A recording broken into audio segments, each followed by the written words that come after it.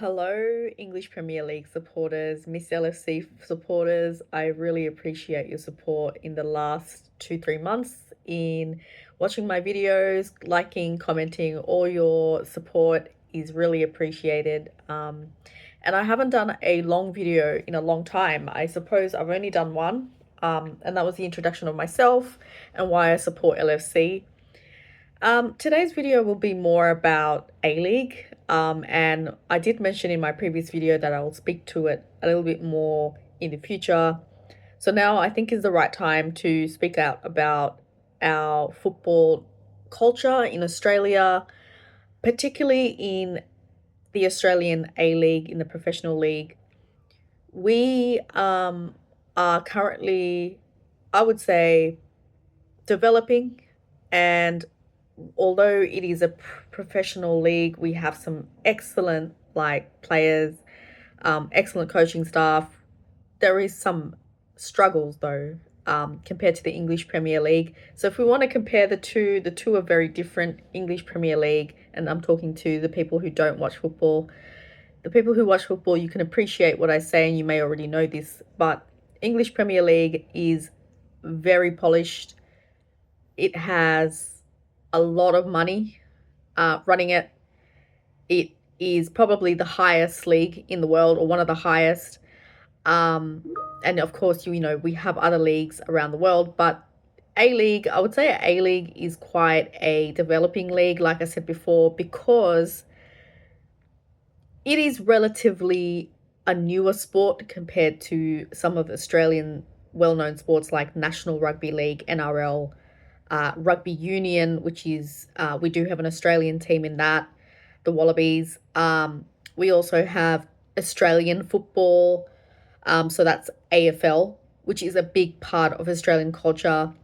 Particularly with A-League, it's not really, I would say it's a growing sport, and it's not really the number one Australian sport at this current climate, but I can see a really big growth in the sport. And when you go to a game, you see a lot more people than back in the days.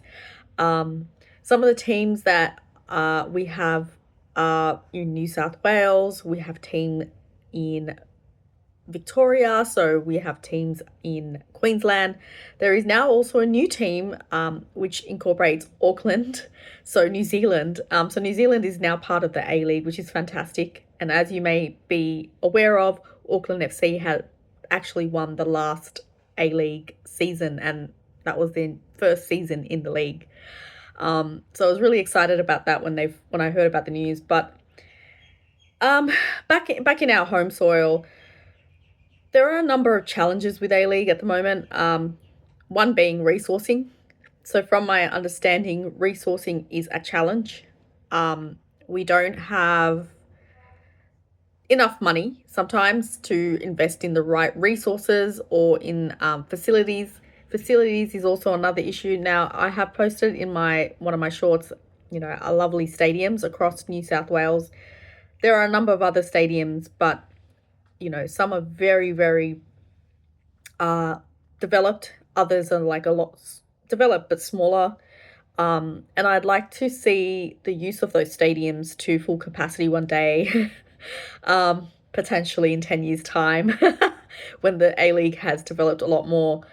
In saying that, it is still a professional league, and the talent that we have is ginormous. Some of the names that I can give you are, Brandon Borello from Western Sydney Wanderers is a fantastic player.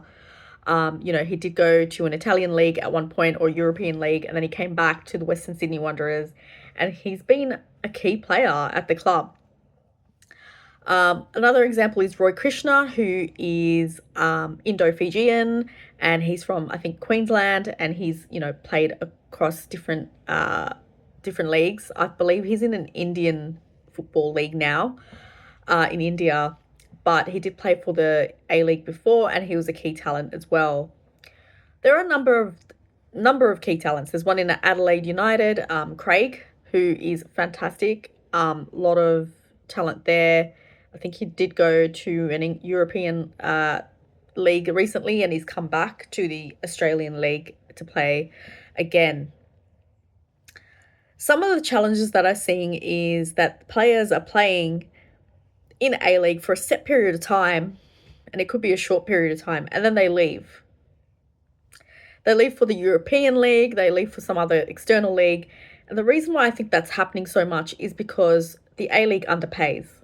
And I think the A-League knows this, but there isn't much vocalization about it. I think players deem the A-League to be underpaying them in general. Some players are paid at different rankings, depending on how professional, how many years of experience they have, what they're bringing to the team, how much value they add to the league.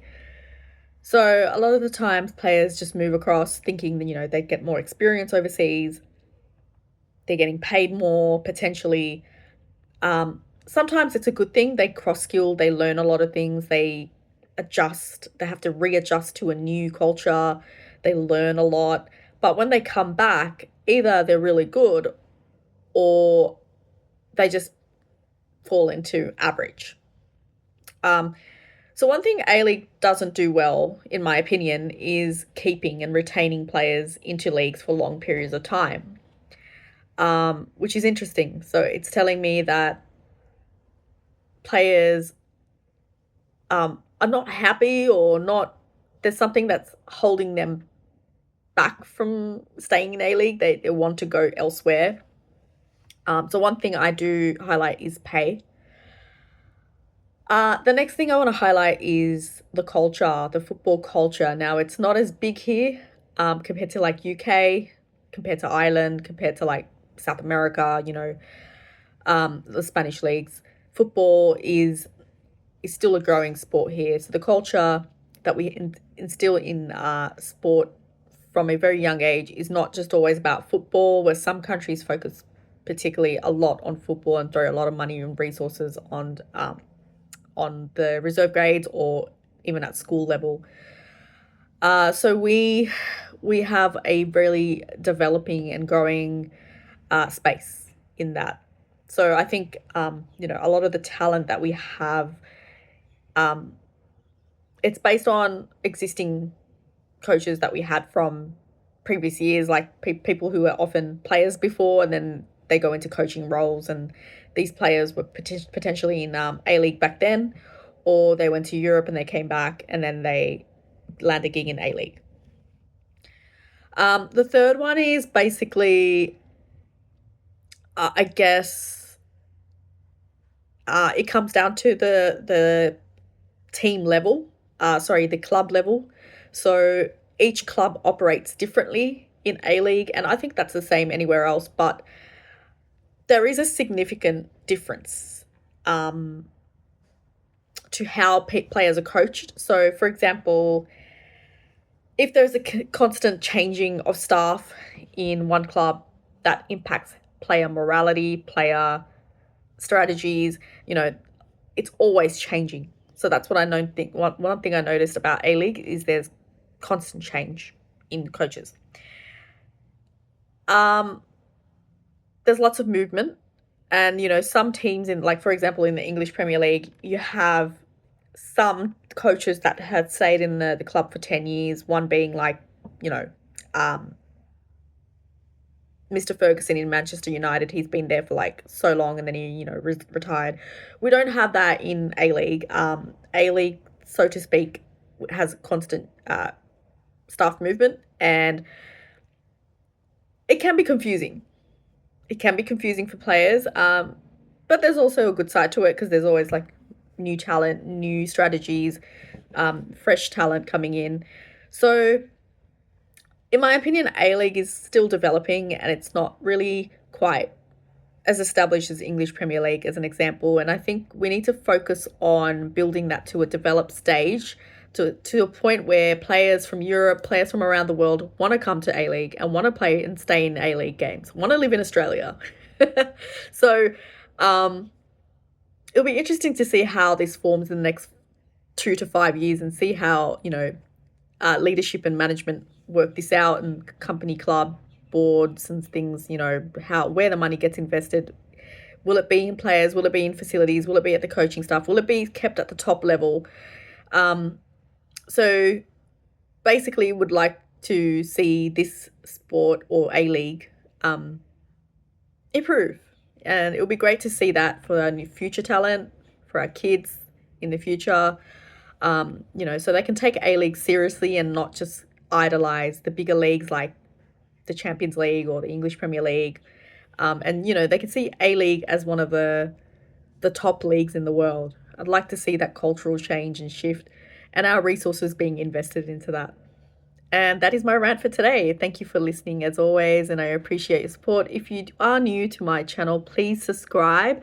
My channel is Miss_LFC on TikTok, #1.